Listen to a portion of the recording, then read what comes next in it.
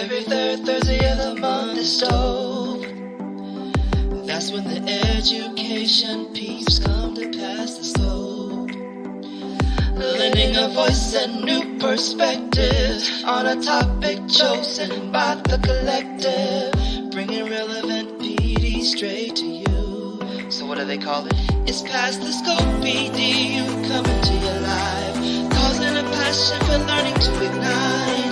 Amplify your voice to make learning thrive. All we do is pass the scope, PDU coming to your life. Causing a passion for learning to ignite. From Thursday morning to Thursday night, all we do is pass the scope.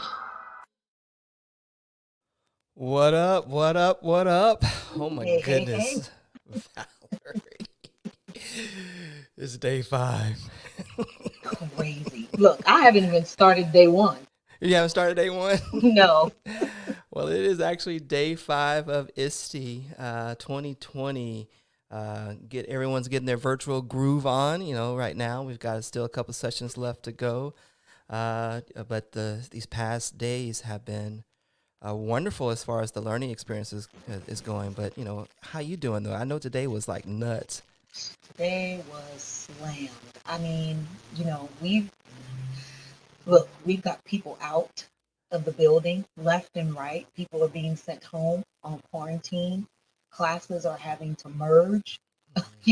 I'm coming out of office to teach classes because there's just no coverage. I've taken on caseloads for teachers that have literally resigned and left. So now I'm running the IEP meetings, reeval, collecting data. I mean, it's just been one of those days, and I think the saddest part of today was there was a young lady who our parking lot attendant came across. She had been in her car since 7 this morning. Thank God she was breathing and alive, but she was emotional. She was in tears, and she's a senior. And she had the key in the ignition, and when he tried to get her to come into the building, she wouldn't come in with him. And so when I went out to go get her, I mean, she was just an emotional wreck, and I wasn't going to push and probe, but just trying to make sure that she was okay. I made sure that it wasn't a family related issue, made sure she wasn't being bullied at school. And pretty much what it came down to, from the little that she would tell me, is that she hates this period in life. And dealing with the pandemic, and her friends are all digital, and school just doesn't feel the same. It's her senior year. And so I felt, just was having a breakdown. And so I called every contact number I could find, and I said, come pick this baby up and take her home, check her out. I told her, don't even bring your book bag in the building, just leave it in the car, because you're not in the place to learn. So that, I think, for me was just the heaviest. But just to see a child go through that, knowing what we go through as adults, but it was definitely, it made it that day, just to try to repair a child's heart. Yeah, and that's real talk, Valerie. These are things that we are seeing happening on a daily basis. But I wanted to want to applaud you for taking the time to realize that she needed someone to support her at that time. To see about her, not trying to force her into the building, none of that kind of jazz that we used to do back in the day. We're in a different time, and we know that we as educators are feeling the pain, but our kids, it is impacting them in a great way, all differently. But we have to be attuned, to that, and offer that grace and that understanding to meet them wherever they are, wherever that is. Well, ISTE has provided an escape for some folks, which some of us really need, but it's given us some opportunity for some hope. We talked about hope last night, and some of the sessions that took place, and looking at this pandemic as an opportunity to do things differently, to look at our students differently, to constantly put the social emotional learning in the forefront of our decision making. We had a really good conversation around all of that. I think tonight will be a pretty dope conversation too. Absolutely. Yeah, we got a bunch of folks on for the party. We're gonna bring them all on here, talk a little bit about what's happening in ISTE, what they did, and what they actually expect to see for the rest of the remaining days. So let's go ahead and bring them on. Watch this. I love how this works. Bloop, then bloop, and then bloop, and then bloop. Look at that. What's up, y'all? How y'all doing? Hey. Hello. What's up? What's up? We got a mini Brady Bunch happening here. So there's 2 spaces to fill up. So we'll get that going here in just a few moments. And it's really cool is when Valerie sets this up, I don't necessarily know who's coming until that day of, maybe 20 minutes before, like today. But then when she mentions the name, I'm like, oh, yeah, I know them. It's going to be a really cool conversation. So we're going to let you introduce yourselves, for the audience. And like we'll do, like we kind of did yesterday, we'll start over to Valerie's, that direction. So we'll start with Desiree. How about that? Hello, everyone. I know we have like a blue team and a black and gray team. So I'm on the blue team. And I am Dr. Desiree Alexander. I am the founder CEO of Educator Alexander Consulting. And I am happy to be here. Oh, man. I'm missing some folks. Yay, there we go. Blue team. Team Blue. Bam. Another black and Look at that. Everybody's either in blue or black and gray. I'm loving this. We've been counting. We're on team. Well, Amy busted out the pink, so she's the accent. Always right different. Yeah, she has the black on though. So we got she's still representing. A jacket. All right, let's go ahead and continue with the introductions. Go to Rochelle. Hey, I am on Team Blue with Desiree. I am Rochelle Dene Post. I am a Spanish and STEAM teacher and attorney and author from Pittsburgh. So excited to be here and see so many familiar faces. So thank you. Excellent. We'll go down to Amy. Hi, my name's Amy Storr, and I am outside of my school right now because StreamYard's apparently blocked our Wi-Fi. So I'm out in the playground area, joining on the fun. I am an instructional coach in Montgomery ISD. I'm also the lead tech integration mentor for my district, and excited to see so many faces that I should be seen in person right now, if that's okay. Maybe one day, but excited to be a part of this. Gotcha. Awesome. Amy, they still blocking stuff? Yeah. Why are you always blocking? All right, we'll go over to Nancy. Uh-oh, you're muted, Nancy. You would think with all the remote we've been doing, we would know better. But it's been a long week at the conference. I'm so happy to be here. I am Nancy Blair Black. I am the founder and CEO of the educational consulting firm, The Block Uncarved. And I am also the AI project lead for ISTE's AI Explorations project. Excellent. All right, go over to James. What's up, everybody? Happy Thursday, right? Happy Thursday. What day is it? It's like You're right. Happy Thursday. My name is James Varlack. I am a digital learning specialist with McAllen ISD. If you don't know where McAllen is, it is South Texas. And my house is about 1.5 miles from the border. So we are really, really way south. So good to see everybody on here. Thanks for having me. Happy to see so many familiar faces. Excellent. Go over to Denise. Yeah, sure. Hi, my name is Denise Wright. I'm a STEM educator in very cold right now, Myrtle Beach, South Carolina. We are very cold here, believe it or not, in the South right now. And I've been enjoying ISTE this week, trying to attend. I'm totally remote right now, working from home. I have been since August. I have some of my colleagues doing hybrid and also enjoying presenting at ISTE this week as well. So glad to be here and be with you all. Thanks. Excellent. All right, we'll move down south. Which one? Well, you said something. We will start there, D. Well, I'll at you, Denise. I am just a little bit north of you. I'm in Charlotte, North Carolina. My name is D. Lanier. And yeah, definitely loving some time here at ISTE. However, we're doing this randomness. It's kind of weird. So little about myself. I work for a company called Link. I am a transformation manager, but beyond that, I would say I'm an equity enthusiast. I'm a sociologist turned technologist, and I'm in love with all of y'all. So that's why I'm here.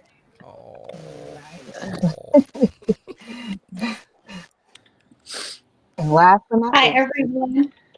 Me? Oh, okay. Nyree Clark. I'm a curriculum program specialist here in Southern California. So down 50 miles from LA. And so super windy out here. So hopefully I get to stay on.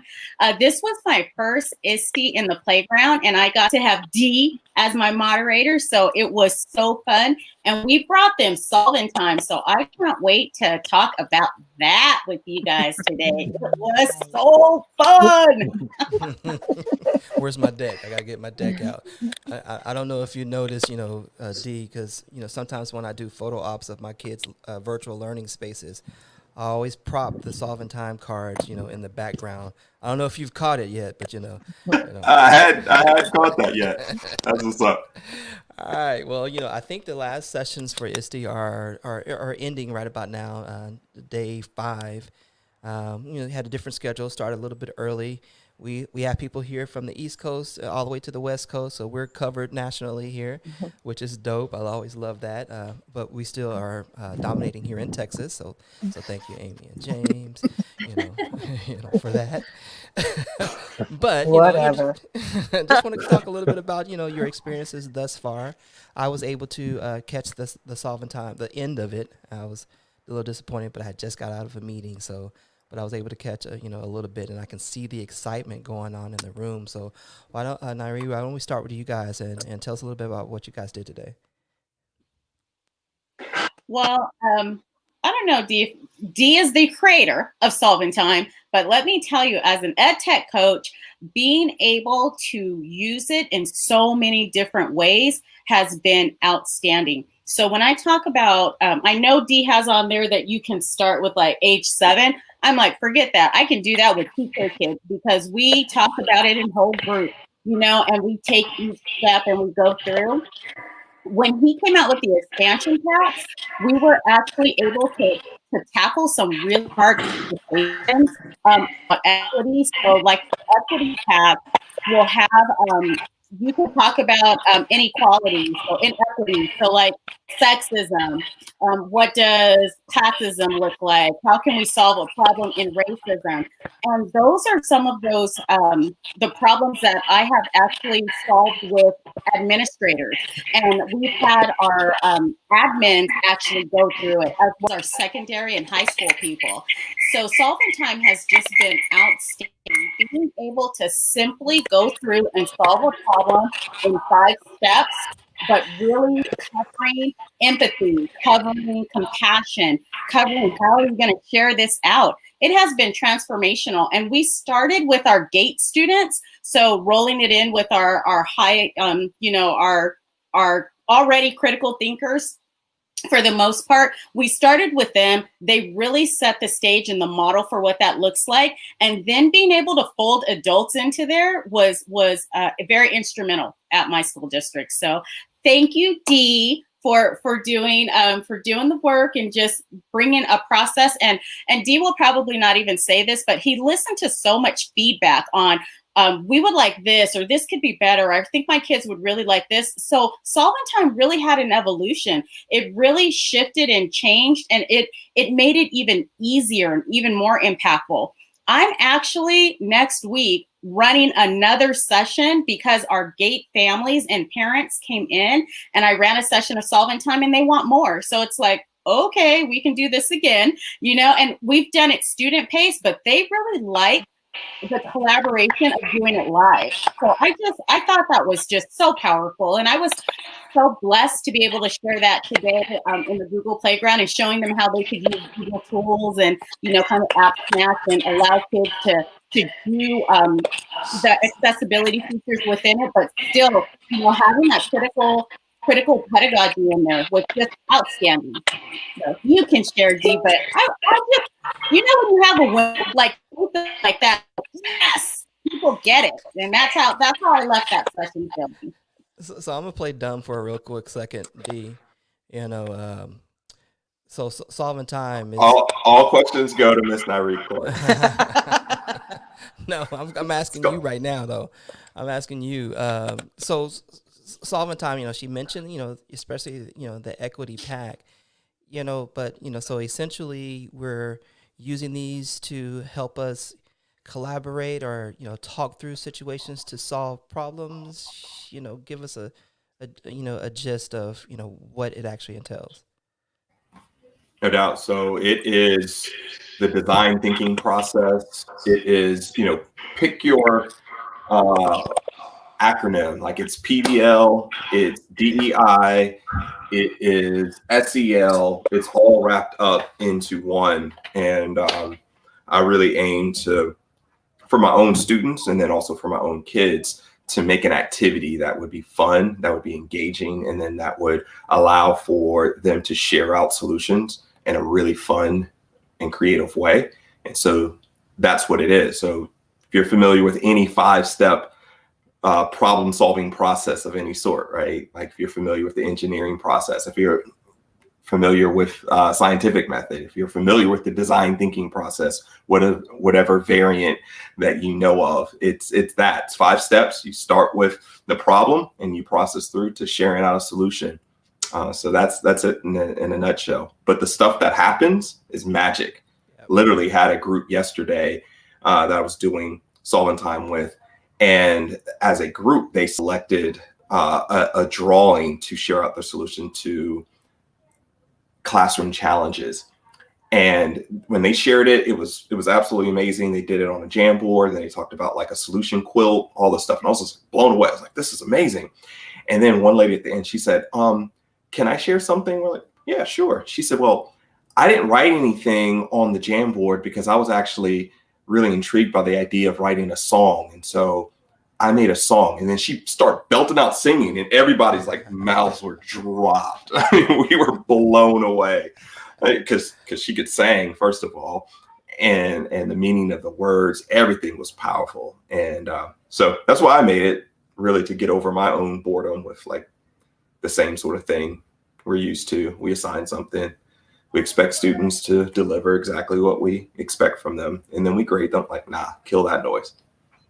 Gotcha. Love it. Love it. Really about solving, coming up with these real solutions to real problems, having real conversations, at the same time, but really leveraging the voices of others. I like the idea of us getting out of the way and allowing the brilliance, of our kids and our students and our community and stakeholders really come up with, the true solutions that hit home for them. That makes sense. I know we're gonna move the conversation around. I know we had some other type of problem solving type of activities going on today. I know a group talked about AI. And when AI was first introduced, at least in my world, it was about solving some of the problems that we were having within the community, but doing it in a more efficient manner. Which is the crew that actually did the AI presentation in here today? Nancy, Denise, and I, and David. David's Tell not us here. a little bit about what you guys talked about today. It's Nancy, it's do you funny, want I'm to go? You actually want me to looking at the go? wrong screen. I'm like, who is actually talking? I think it was Desiree. I think Desiree could talk about it. I have no doubt whatsoever that you could just go with it at all, Desiree. But no, we talked on Sunday. We had a panel discussion, and the fun thing about our group that presented is we've done this kind of presentation talk so many times, and it started from EduMatch with the Tweet and Talks. It was just an idea that I pitched, and our conversation was so good. The first time I said, I think we have to have a second one. And then we had the second one. I think we have to have a third one. And it just kept going. And then we submitted to do like a session at ISTE for this summer. And then, of course, now that it's shifted till now, we had the panel on Sunday afternoon. So it was a really good opportunity to talk about, the big questions that are out there. And then there's lots of different sessions going on this week. I have one with Nancy on Saturday about a project that I did using I don't want to talk about, I'll let Nancy talk about them, but I'm excited about just the potential because I teach about AI in my STEAM course. And years ago, I had no idea how much we use it in our daily lives. And in my mind, I was always thinking like Terminator, or that as a Spanish teacher that I couldn't do anything with AI or teach about AI in my classroom. AI in my classroom and looking at, and I think I froze again, but I don't think it's my voice. I think it's just the camera. So hopefully I was smiling, but I'll let Nancy talk about the AI project. Sure. So as the lead for ISTE's AI Explorations project, this is a fully grant-funded project that we manage through ISTE, but it's fully funded by General Motors. And we just completed year 3, and we got funding. We are thrilled. We just found out in the last month funding for year 4. We have provided professional learning for over 800 educators in the last 3 years, and we will hit over 1,000 in the coming year. We are so excited. So that is the number of educators who have gone through our AI Explorations course. We provide a professional learning network for them, but we also keep producing resources that are for everyone, even beyond that. And so just this month, or this past month in November, we released 4 totally free hands-on AI projects for the classroom guides. And the people, you can all download them in English, Spanish, and Arabic at iste.org/AI, iste.org/AI. And you can access a lot of other resources. You can sign up for our mailing list because we will be offering more PD in the coming year. But we are so thrilled about these guides in particular. Rochelle helped write one of the projects. We had a panel with some of those educators today. And 2 posters this week just to really get the word out about this free resource, because we want it in the hands of students. We, at the heart, see AI education as an equity issue. And if our students are going to be prepared to understand not the future, but their world right now, they need to understand how AI is working. And we need to get our students prepared to go into computer science and AI fields so that we have diversity and representation in the development of all of those tools. So that is what our program is about. And so these guides are published for elementary, secondary, elective, and computer science teachers across every single grade level and every single subject area, because we believe it's that important that every single student learns about how AI is working in their world. Yeah, I'm glad you mentioned that, because I was going to ask about the equity aspect, because anytime I hear about those type of opportunities, and just to be real, I rarely see those in low socioeconomic areas. I rarely see it where there is dominant Black and brown students. So what is the intentionality of getting that access to those particular areas and those particular teachers? Because keep in mind, what we do here at Past the Scope EDU is we make sure that we reach those who can't necessarily always afford to be at ISTE, who doesn't necessarily have the time to be at ISTE, but really need these resources as well. So, what is the intentionality on that particular piece? So that's actually at the heart of our program and of the grant that we received, is to reach underrepresented populations, schools, students. That's why everything that we offer is free. And so all the professional learning, the guides, everything that we're producing is free. We've reached so far educators in schools and districts in all 50 states, U.S. territories. One of our speakers tonight, actually from our program, is from Puerto Rico, and amazing things they're doing there with the resources from our program, and U.S. international schools around the world. So we are making sure that these are getting out everywhere and producing, like, for example, the guides in not just English, but also in Spanish and Arabic is part of our effort to make sure that these resources are for everyone. And in this coming year, we're actually pivoting. So our PD offering in the spring is targeting specific districts in key states that are traditionally underrepresented in students, both girls, racial and ethnic minorities, lower socioeconomic, who don't usually have access, and maybe their teachers haven't had access to the kind of PD around computer science and AI. We are strategically going into those schools and those districts and providing this PD for them. Love it. Love it. That's awesome. I wanted to see if Denise could tell us a little bit about, so for the person who just hears AI, and AI to them is just simply a buzzword, what does that look like? Could you give us an example of a project, or when you said you want kids to be able to have access to AI and solve real problems, could you just give the person who needs AI 101 for dummies what that looks like?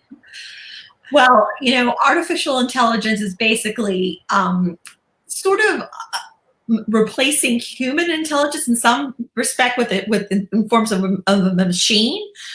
We have AI, obviously the most common is Siri and Alexa right now. I mean, students, that's what they think of right away. And that's the first thing my students always think of. But we also have artificial intelligence in medicine, where, it's identifying cancer cells underneath a microscope. It's looking at hundreds of cells or thousands of cells, and AI can actually pick up a cancer cell. We also use AI in astronomy. There's lots of data that comes in every night from these telescopes, and AI needs to process that data and recognize those patterns.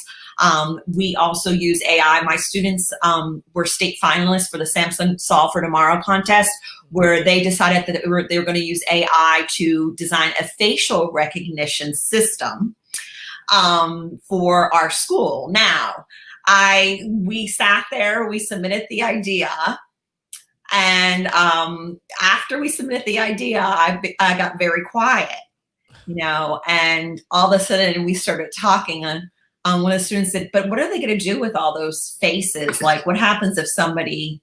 And I was like, yeah, that's very true. So, we started having those really great conversations about bias and where does your data go and things like that. So, I submitted the project for them, but that was my thought, was that I didn't say that they weren't going to go to the national level, because there was that fine line there, would it go further? So, I mean, that was really interesting. My classroom has been funded by Toshiba, as well as a community grant here locally to teach AI in the classroom. So that's been exciting as well. And I sort of got started with AI from a student. We had a technology fair before COVID where he brought in a project that was all AI based. And I was like, what are you doing? What is this? And he went to a technology fair, and he had a Raspberry Pi there and a facial recognition system. Him and Dad were pretty techie. And I just got started from there, attended the symposium, AI symposium, and, it's taken off from there. And I enjoy teaching it, and I enjoy the technology part. Hopefully I covered all. I gave you a lot of information right there. So, but thanks. Yeah, I'm a little afraid. I've got Siri and Alexa fight in the same room in my house. It's quite interesting. All right, well, that's cool. I mean, I'm really excited as this continues to evolve, how this is going to play a role in, how we teach, and then how we provide, once again, the access to everybody. So definitely be watching, and as it grows, love to chat a little bit further. But, speaking of that access, I was going to pivot over to James real quick, because I know he's down in the valley, of Texas. And, for those that don't know, access is a challenge. Is that an accurate statement, James? That's an accurate. I would say it's a challenge. I want to say the knowledge is what everyone's trying to catch up to. So right, we're in South Texas. So, for example, in my district, 30,000 kids, 1-to-1 set that way, right? But for example, this is my first time at ISTE. And so, I guess, with our main conference here in the state is TCEA, right? Fast and Furious, 12,000 educators that attend, knowledge being shared, great stuff, right? Now, if I was to ask what percentage of folks maybe in my district or in the neighboring districts have attended TCEA, that would be a very small percentage. So I think the access is now kind of coming around, but they're starting at, step one, right? So how do we get everybody connected? How do we get everybody on board? Can you simple things starting all the way from pre-K kinder up to the high school level, right? So the students are familiar with the devices, but the teacher is trying to pass along that knowledge of, okay, this is my learning goal. Let's see how we can kind of move on from there. So some observations being here at ISTE and partaking in some of the sessions already. Community is really connected. so connected to each other. It's like everyone is their lost long brother or sister, right? That they always wish they were teaching with, which is really cool. And so I think that kind of collaboration is what folks here in the Valley kind of need to see. Yes, we're connected and we share. And like, I think my part is in that is I host a little chat every Sunday called the #RGV chat. And so my goal is to connect all those folks across the Rio Grande Valley to each other. So our little motto is, chat, grow, and then impact. So then those conversations, we can impact each other, and then we can be better in the classroom, be better for our communities and for our stakeholders, right?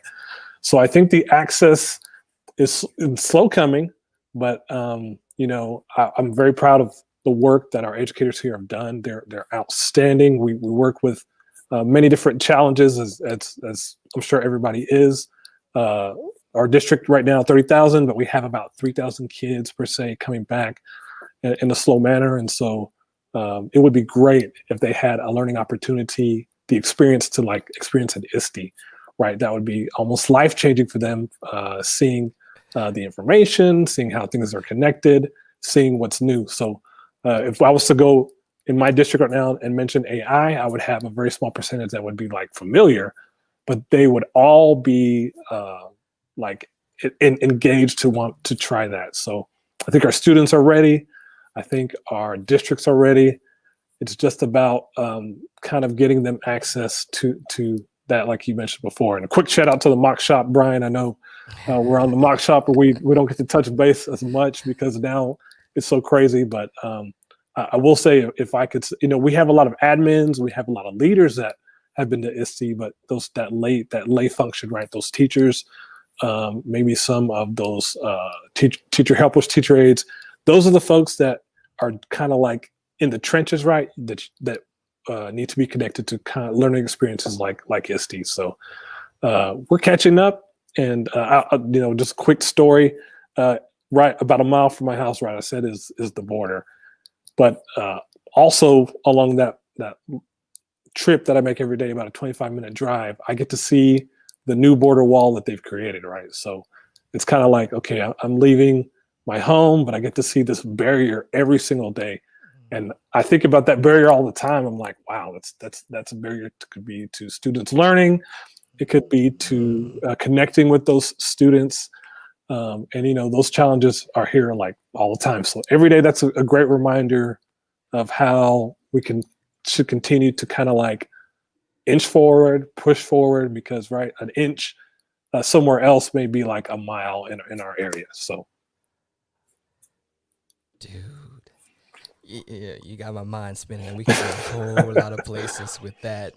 For real, D, that sounds like an episode, bruh. Just letting you know. Okay, so this is your first experience at ISTE. Nari, you said this is your first experience as well. It's actually my first time presenting, but I've attended ISTE. And one of the things that I think is so important, so many people say it I'm so overwhelmed, I get so overwhelmed. But that's not when I go to ISTE, I think about a focus. I go in there already knowing what I want to focus on. So for me, this ISTE, my focus was equity and inclusion. So I looked at that strand and then that was it. And I just shut it down. And those were the only sessions that I looked at for this time. And luckily, I've been able to go to ISTE, this is my 4th or 5th time. So I can do that. I feel comfortable doing that, not feeling like I have to be everywhere, but feeling like I could just focus on the one thing I need to really take back with me. You're good. You're good. Speaking of veterans, we got Desiree and Amy on here who has been to countless, not only ISTEs, but TCEAs as well. All the time presenting, for real. Let's bring in, Amy real quick before her internet drops out there in Montgomery, real quick.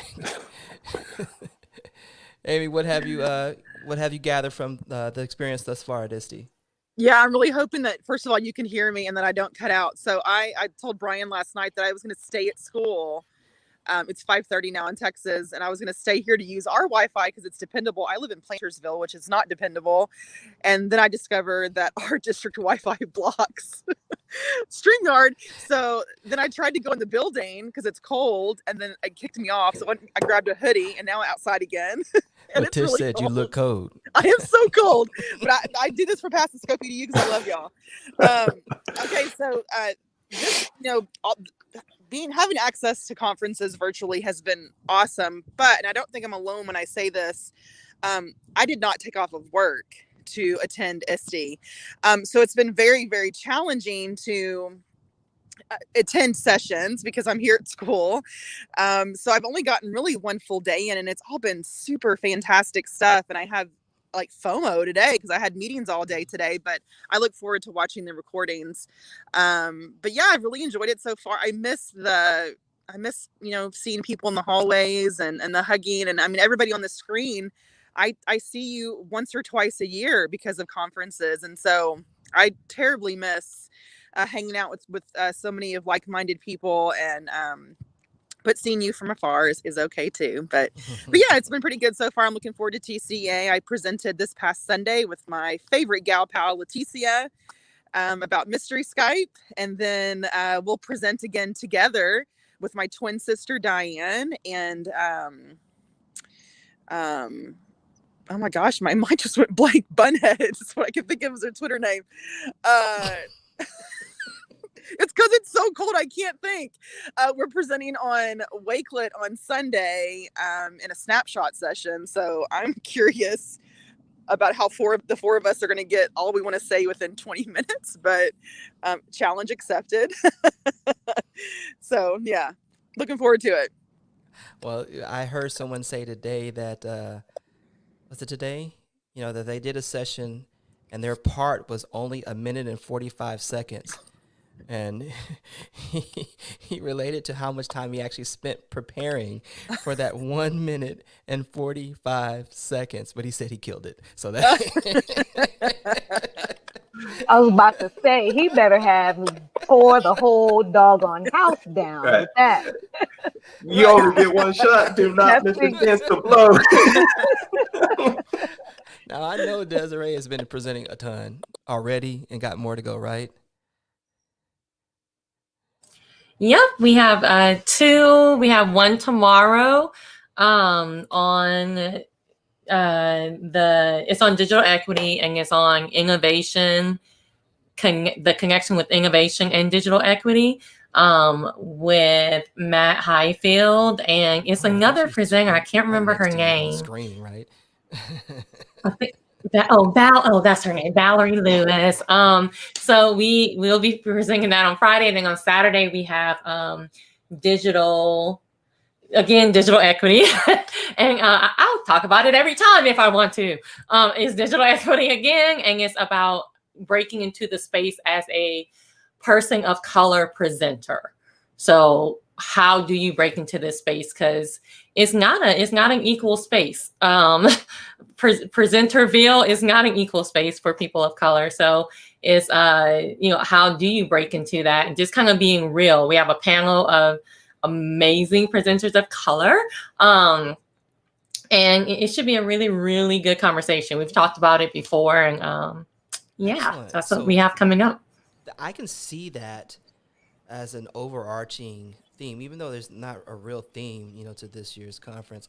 I see that threaded within many of the presentations that I've been privileged to be a part of, and everyone has mentioned that particular piece, as well tonight. What is, and let's just be honest, ISTE's been around for a long time. I think this is, I don't even remember how many ISTEs there's been. Every year I say this is my last ISTE. but for some reason I get pulled back in. But I'm gonna bring this back over to Rochelle, because I see you connect with so many folks. What is the real work that we've got to do with ISTE in order to not just level the playing field, but tear down the walls that have been set up as barriers for equity to really flourish, at a conference with this type of influence? Yeah, I think to make sure that I wasn't muted, I was muted before, just like Nancy, like you think by now I would know. I just think, the one thing that I miss being in person with everybody, obviously with the conference this year.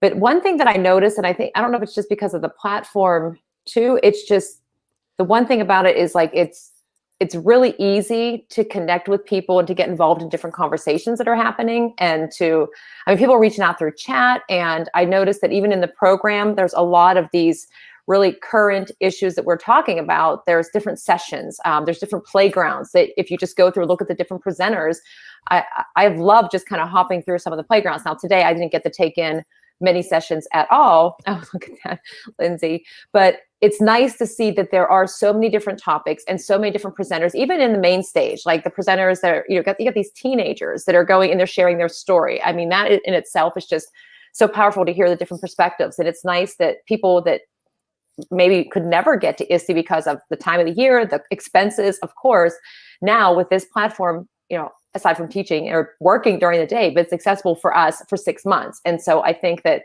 creating these different opportunities, what I'm noticing is more and more people initially say, well, I'm not going to do it because it's X amount of dollars or it's not worth it. But the numbers keep going up and the conversations I keep hearing is just everybody's taking away so much and they're making new connections. They're learning about things that answers to questions that maybe they were afraid to ask, if that's the way to say it. I think those uncomfortable, like you're in this space and I think you feel more okay to ask questions that otherwise you might hesitate, but you feel like you're kind of supported and it's a space where you don't hold back, I guess.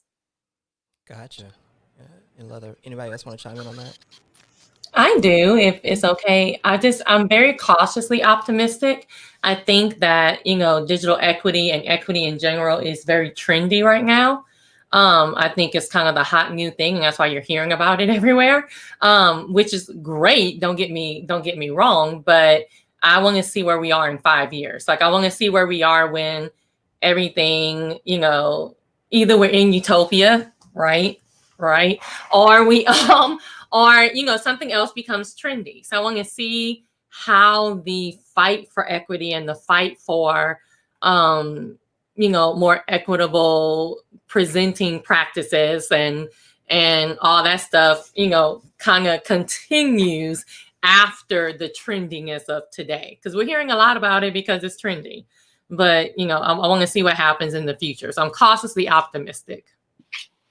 I just want to piggyback on what Desiree is saying, because I noticed that during this time, I have more people of color attending these virtual conferences for flexibility and things like that. But also at this time, their mind is a little bit more open to wanting to present or seeing what that looks like. So now is that opportunity to kind of support those people that were completely intimidated.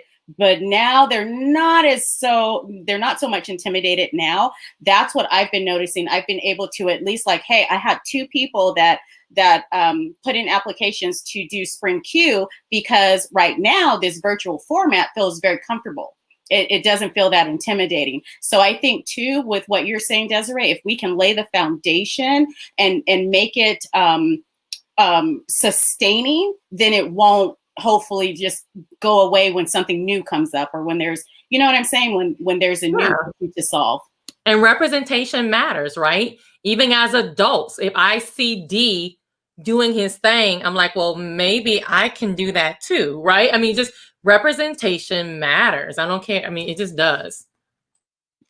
There's something to be Can I said. shout out Desiree really quick? I'm sorry, Valerie. For me, Desiree was one of those people that I saw, and I was like, I'm not going to present. I saw Desiree. I saw D. D's always been like, you got to do this. I saw Leticia. I saw different people. And I was like, no, I don't present. I'm a tech. I teach people. I'm back in. And slowly, those support systems have really helped to empower me to just share my voice. And I think you even told me that, Desiree. Share your voice. It's not about you. It's not about what you're doing. You have something to say. Share that with everyone else, not just me. And that really made the difference for me. So I appreciate you guys being out there and representing and showing, and even Nancy and Denise and Rochelle being those people that support your other teachers too, that this can be done. I will help you get there. You know, like that type of community, like this group right here, that is what pushes me through. So I appreciate all of y'all. And that's what pushes me through. You nailed it, Nairi. And that's what I was going to say. With Nancy mentioning how the conversation just so happened organically, or Rochelle said, through EduMatch, just coming on a tweet and talk, or thinking about those people that are in your PLN that you've been able to connect with. And when you look at your PLN, well, it's not just homogenous. You have people from different parts of the country, people that have different religious beliefs, different sexuality preferences. And so you're in a bubble that by itself is already diverse. And so through that, you're encouraged. And then you form these bonds and relationships with people. I think for a lot of us, it may have started on Twitter and then Voxer, people that you never knew. And then you could travel together, meet up at this conference, and you felt like you knew them. And then that's where the energy began. You're like, wow, she's dynamic, powerful, and everyone's encouraging each other. And so I think with that happening organically in this space, and hopefully we can replicate it and multiply it and continue to do it, where other teachers and educators, parents become believers that they can also do something and say something and be heard. Don't ever let anyone dim your light. Don't ever take a back seat to anyone else. We all hear it, have a seat at the table. And if they won't pull up a seat, then you know what? Go get you some tools and build your own table. And you'll have some friends that'll come and help you do that. And so I think it's very important to empower each other, to encourage each other. It's not a competition.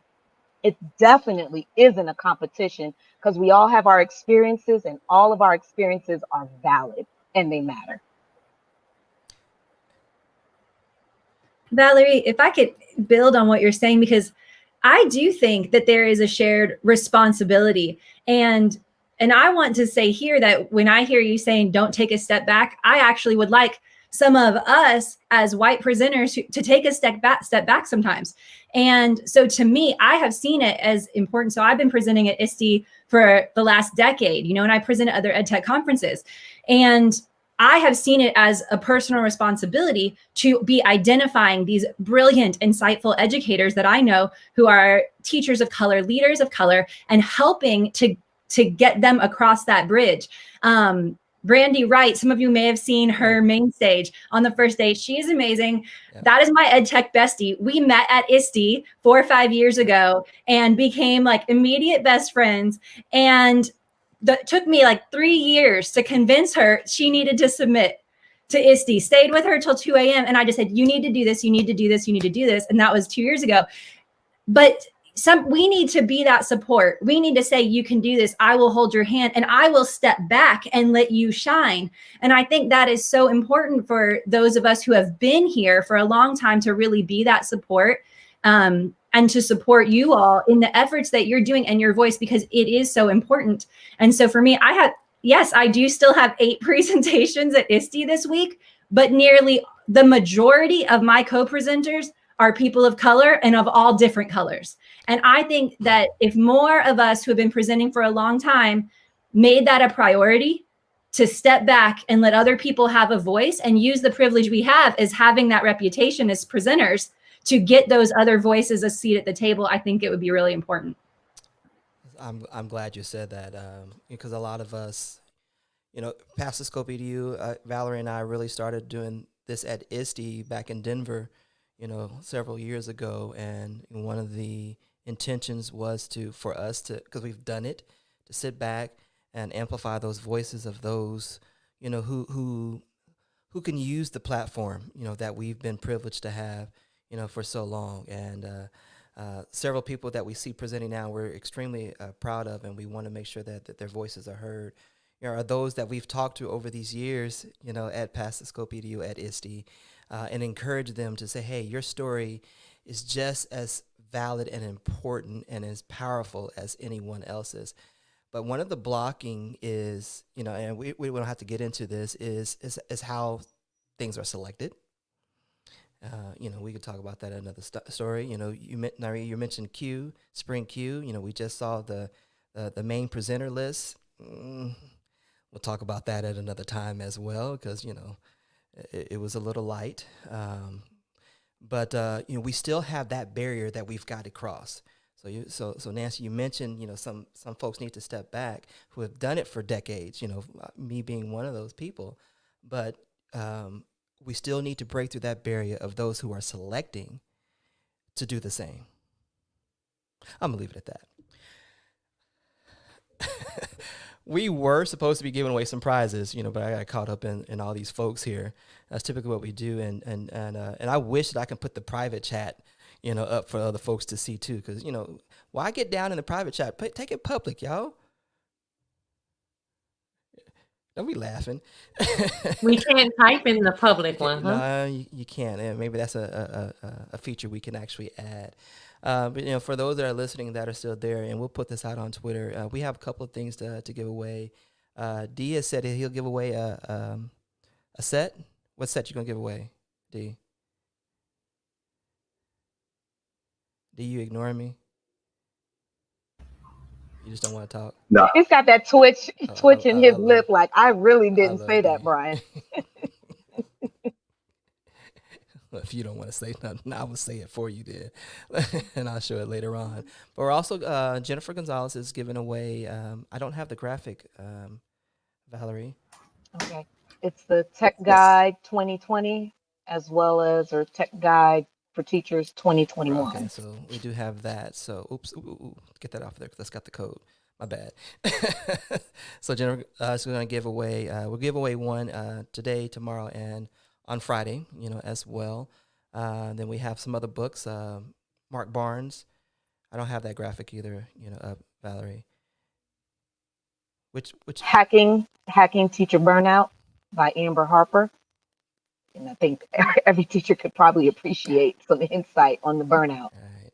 And then we'll have some other books to give away. What we really are looking for, audience, is, for you to shout out to us and let us know if any of these sessions or these conversations have caused you to make a pivotal pivot, so to speak. One of the blessings about going to conferences like ISTE, it really causes you to sit down and reflect and decide on, okay, what is it that I can change, or what can I implement, or what can I do better in order to reach my kids at another level or take them to that next level themselves. So we'll challenge you guys to come on the show. We're late doing it today, so we'll do it tomorrow, and then we'll do it on Saturday. But we'll give away those things if you'll be willing to come on. We'll put the code out there on Twitter. I'll do a better job at marketing. Today was just a day. I promise you, it was just a day. And it's great to be able to watch the sunset in the background with Amy's door. Amy back there, you see the sun setting? That is so gorgeous, Amy. I can't see you anymore, but I can see the sun setting. Talk to me, Amy. I want to make sure you're not frozen. I cannot feel my inside, fingers girl. right now. I can't because I lose signal. That's what happened last time. It's like a cinder block this building. So no, I do this for y'all because I love y'all. So we're gonna let you go. Give us some parting shots. We talked about a great deal of things tonight. For those who are just experiencing ISTE for the first time, or maybe just jumping on tomorrow, give them some tips that they can actually use to navigate this space for tomorrow and Saturday. Amy, you go first, so that way you can hop off Yes. and get some warmth. I'll give you the advice that I give myself is when you're looking through the session listings, like really push yourself to go to something that maybe is not in your lane. Like maybe it's something that will challenge your thinking and make you a better educator. And I've really enjoyed the ones that I've chosen. If Liv Bits is presenting again, I don't know if y'all know Liv Bits. She's fantastic. She was a fun one. But yeah, choose something, and a lot of things are going to be shared. So when you learn a new tool, learn it well, put it in your toolbox, and maybe pick up a new one, and try not to get too overwhelmed. Excellent advice. Now go get warm. James, our Thank you, Amy. James, our resident newbie here. I know we talked about this last year. You're going to do your first ISTE this year, so I'm excited to see. I hate that it's virtual, but I'm glad you get to experience, so what advice would you give someone else who is actually going to start navigating this space here real quick? First thoughts, again, this is a virtual platform, but like any conference, if you're there for the first time, can be a little overwhelming, right? You see all these people, they look like they know where they're going, they look like they know what they're doing. So kind of like settle yourself. I think we all are using these virtual platforms so much now. It's just like, okay, yeah, let me just click on and allow, and I'm good to go, right? So really speaking to Amy's point, so if you are looking through the sessions and you already have your heart set on, I need to learn this, this, and this, you may not necessarily find that learning. I'm sure you can, but you're looking for ways to connect. Maybe that should be kind of like the premise. When you're going to these conferences, when I go to a conference, I want to find out like how I can connect with others, right? Because their experiences are going to help me, and those experiences that I learn from them are going to help me make my space a more diverse space, right? So I look to connect, right? And then after that, if you're skipping over a session if you're skipping over sessions, especially in the conferences here, right? If you're skipping over sessions that you are dismissing, that's probably a session that you need to go to, okay? When Dr. Kendi was on and he did the main stage, he was just saying like, okay, yes, we're hearing all this trendiness, we're hearing all these buzzwords, okay, so the ball's in your court now, so what are you gonna do about it? So the opportunities are there for people to learn and to grow. So they have to kind of just make that conscious effort to like, okay, I'm gonna do it, I'm gonna sign up, I'm gonna learn something, and I'll from there, I'll see how it can help my growth as an educator. So definitely that. Go ahead again, make sure you plan out your sessions as best you can.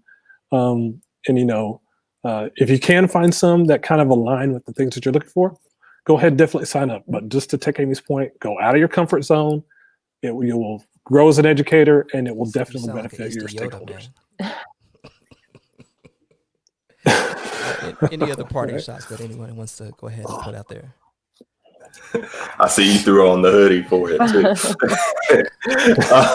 Real quick, just because I got to bounce, but I was just thinking, how this year is so much different, and you kind of have to show up differently because we're in the virtual space. And so in the past, I have, just being completely honest, I've spent more time just roaming the hallways, meeting people, saying what's up to people, just making those connections, and barely going to any sessions. Like, don't tell anybody, but on the real, and then following people that I know, and be like, oh, Al, where you going? Okay, and next thing you know, I'm following Al and Ken. Oh, following him, and then Desiree's presenting over there. What's up?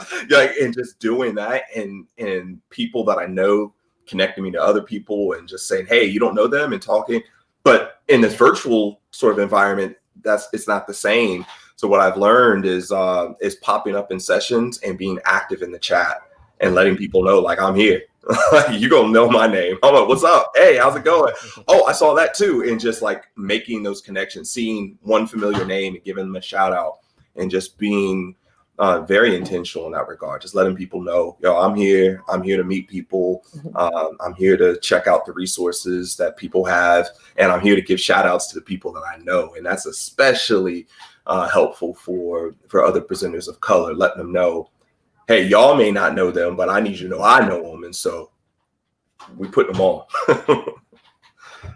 Excellent. Anyone else before we run out of time here? Hey, Brian, I'd just like to add, follow people on Twitter.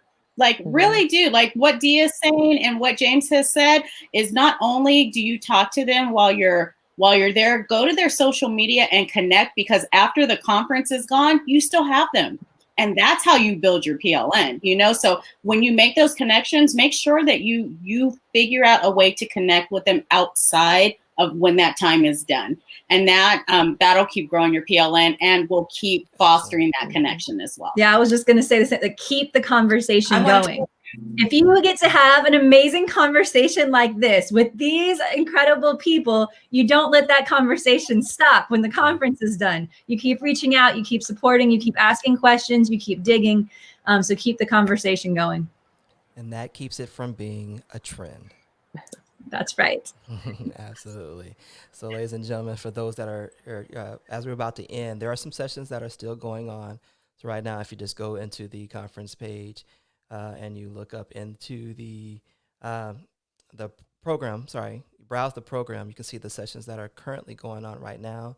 Simply just click on join the session. You can actually get in and get some of that goodness, as well. So I'd like to thank Valerie and our guest tonight for allowing us to be able to witness your wisdom, get some sort of inclination of what took place today, because we had to work.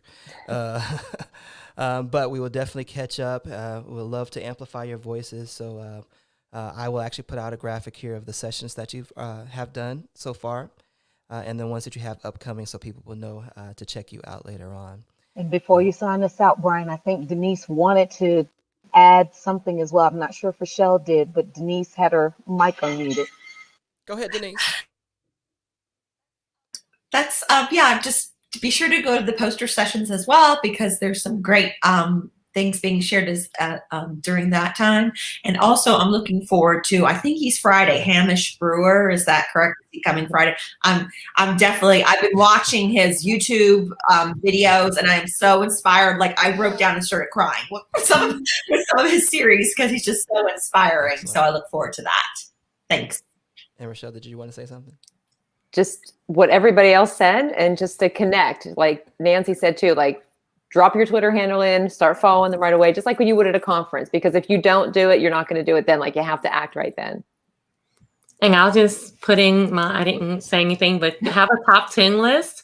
I like having a top 10 list of the things that you are on fire about, because we take notes and we never look back at them, and they sit and die. So have a top 10 list of, like, these are the things I have to do as soon as ISTE is over, whether that be following people, emailing that presenter, or, this hot new tool. Have that top 10 list.